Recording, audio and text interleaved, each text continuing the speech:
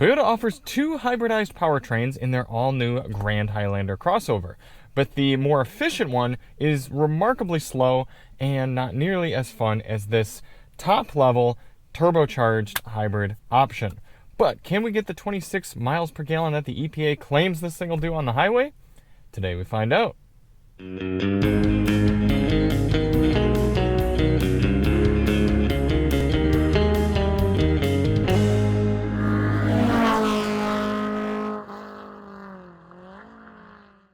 Hey everybody, it's Charlie from Daily Motor, and today we've got the real-world highway fuel economy test on the 2024 Toyota Grand Highlander Hybrid Max. In this test, we're going to head out on the highway and do 50 miles out and 50 miles back, averaging 70 miles per hour to get a realistic fuel economy number for this larger crossover. Before we get started, let's hop out and take a look at it. Like I said, actually 3 different powertrain options for the Grand Highlander. You've got this Hybrid Max up at the top, and then you've got a base hybrid as well, and then just the turbocharged non-hybridized powertrain. And the fuel economy differences are remarkable. I mean, this one is getting 26 MPG highway, 36 MPG is what they expect you're going to get with the normal hybrid, the base hybrid, non-turbocharged, and then you're down something, I think, more like 22 or 21 for the turbo model.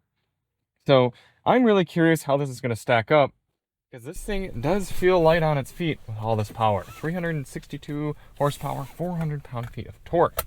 If you do want to see any more videos on the Grand Highlander, check the link in the description. We've got a lot of coverage. We've got an infotainment breakdown, sound system test that we actually already shot in Hawaii, where we got to do the first drive of this car. So a lot of good things. Check the link below. So why do we do this test? Well, the EPA's highway fuel economy test, which, as I said, gives us 126 miles per gallon, that test only averages 48 miles per hour. We know there are plenty of people who use their vehicles for longer trips and would like to know what sort of numbers you can realistically expect here in the real world. So in order to do that, we're going to head over to the gas station here, fill up, go out and do 100 miles, come back, fill up at the same pump using the same 3-click fueling method, and get a result. Now, a few things to note for today. The outside temperature is 71 degrees Fahrenheit. Our tire pressures have been set to their door placard 35 psi cold, and we're going to run the climate control at 73 degrees auto. In fact, let's get that prepped here right now, so it's one less thing we got to do when we get back in. All right, let's hop out and fill it up. 4.886 gallons going in for our first fill, and Toyota should be applauded for not requiring premium fuel in this car, despite being the highest output. Totally understandable at the horsepower figures if they had, but you can still run regular 87. All right, before starting the engine, we've got our trip meter reset, we've got our GPS reset, climate control on auto, and we're ready to go. We do have a number of drive modes here in the Grand Highlander. We've got Eco, Sport, Normal, Rock and Dirt, and Mud and Sand. We're going to run this test in Eco. Boy, that Subaru coming in hot there. Goodness. And some people have been debating recently whether we should be running Eco or Normal for these fuel economy tests. And I like Eco. Some people say, well, if it's real world, then wouldn't you just be using Normal? And to that I say no, because if I'm going out on the highway and I'm not doing anything other than just cruising, I personally run Eco. I mean, why wouldn't you? Why would you leave anything on the table there? And realistically speaking, when you're just cruising, I really doubt there's any difference between Normal and Eco, but I would rather see, without any effort by me, see what we could get in with the ideal drive mode. However, the goal of this test isn't to hypermile. We're not trying to get the best possible fuel economy, but rather a realistic figure. So getting up to highway speed here, we're going to accelerate at a comfortable pace, and we're going to set our cruise control at a GPS indicated 71 miles per hour. We used to do 72, but our averages here are running a little smoother, and 71 seems to be getting us right there, just to kind of fill in the gaps in order to give us a 70 mile per hour average. It looks like we are reading a few miles per hour high. I'm going to shut the shade up here because this Grand Highlander is remarkably quiet inside. This is a pretty loud concrete highway we're on, so the fact that it even seems decently quiet here is impressive. We also have a pretty competent lane tracing assist, active lane keeping here the Grand Highlander, so I suspect as we get rolling, it's going to be a pretty easy drive. These seats are comfortable, it's decently quiet. This is one well-made highway cruiser. And it rides pretty well too. Big difference, I actually have the GMC Yukon this week as well, so going back and forth between these two, you really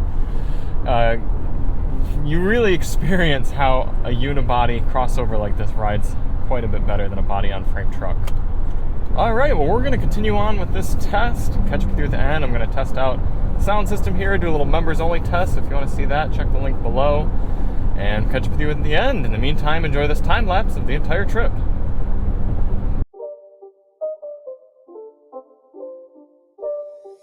It's not a game, it's a rage thing.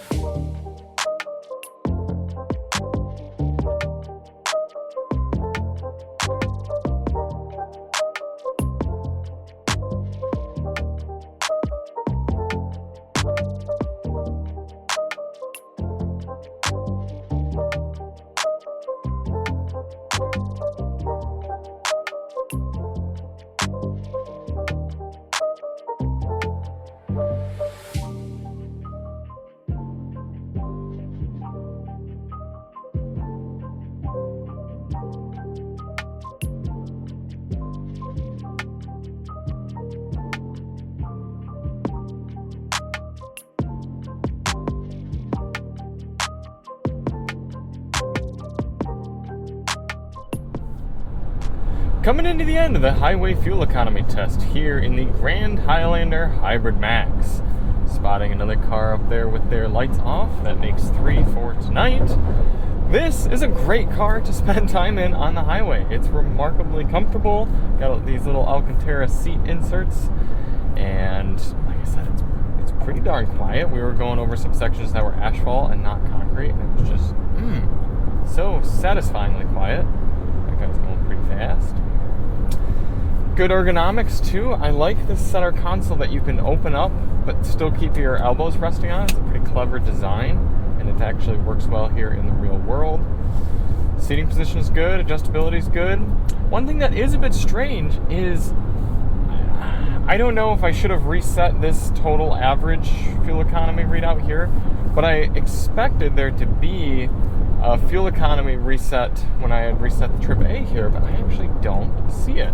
And there's this bit in the screen here that kind of shows you every minute what your average economy's been, but it doesn't show you what your average fuel economy's been since you started the drive or reset your trip computer. It's given me the average speed right there, 70, but this is telling me for the whole day what it's been. So I actually don't know how this car's been doing. It's going to be a guess to me. It's been a smooth run. We've averaged 70 miles per hour, but we are actually going to have to get it back to the pump here, fill it up, and go solely based on that calculation. So it's going to be news to all of us. Let's get it back, fill it up, and find out. 3.819 gallons going in for our final fill.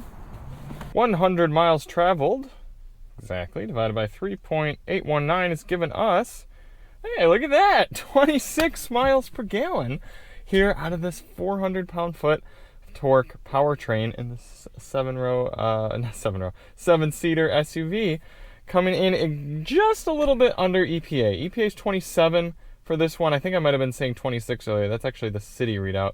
27 highway, and we got 26. Hey, for a hybrid where you're really not taking much advantage of that hybridization, cruising at highway speed, I will definitely take 26 MPG. The other nice thing is being a larger vehicle, we've got a 17.2 gallon fuel tank in here, so 17.2 times our 26 miles per gallon is giving you an effective highway cruising range of 440 miles here in the Grand Highlander Hybrid Max. What do y'all think? Pretty good for this high horsepower application, I would say. All-wheel drive, family mover. I'll take it. Thank you all so much for watching. If you do want to see more on the Grand Highlander, check the link in the description, and we'll see you on the next one. I'm Charlie from Daily Motor, and as always, drive on.